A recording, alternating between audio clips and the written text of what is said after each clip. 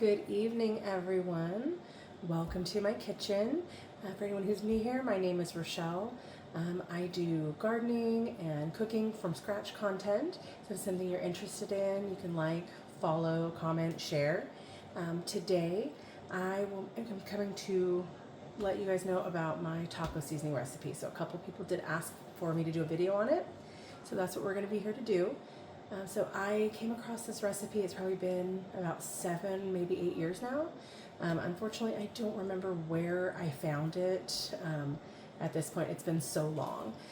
But it's a great recipe. It's been a hit.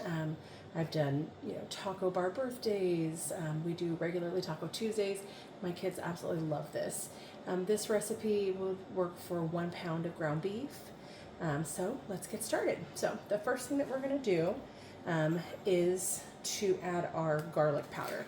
So we're going to do a 1/2 teaspoon of garlic powder. And I like to make these ahead of time so that when I'm actually doing the cooking, I can just kind of dump it in and go. I don't have to measure everything out. And then we're going to do a 1/2 teaspoon of dried oregano right in there as well. Then I'm going to do 1 teaspoon of paprika.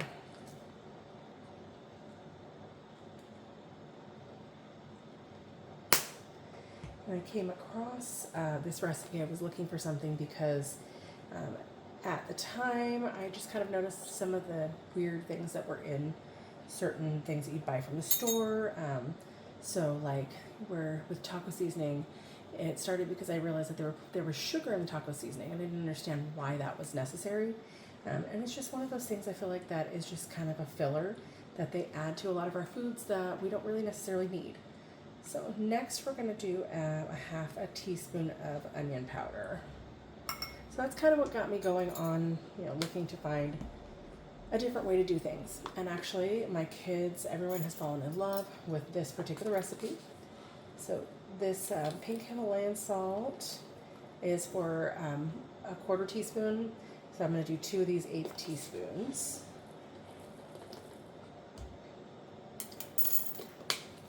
Yeah, so that's kind of how I came across it. Now in this recipe, it does call for 1.5 teaspoons of ground cumin.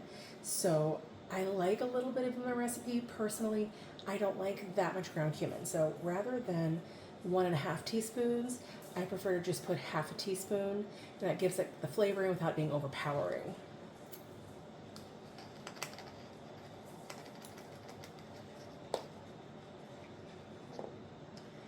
And then last but not least, we're going to do a full tablespoon of the chili powder. Like I said, I'll mix these up ahead of time. I've got like little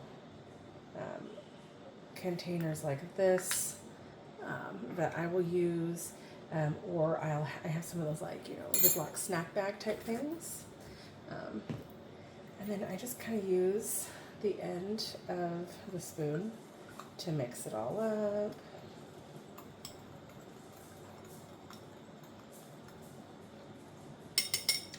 And then that is what that kind of roughly look like. So what I typically do if I'm using it to make like tacos or make seasoning ground beef, I will brown the meat, drain off the fat, and then put it back onto the burner. And then I will put this and a little bit of water in there, mix it all up, and kind of let it simmer down just a little bit. I would say maybe like a 1/4 cup of water, probably about there. I don't really measure it out anymore. I just kind of put a little bit in there and let it boil down. If there's a lot in there, I'll give it a little bit longer to boil down, and I'll put like a lid on it so it can kind of simmer on its own for a little bit until it's ready. So if you guys have any questions, let me know down below. Any questions, comments, anything else that you would like longer videos on. And I hope you have a great night. Bye.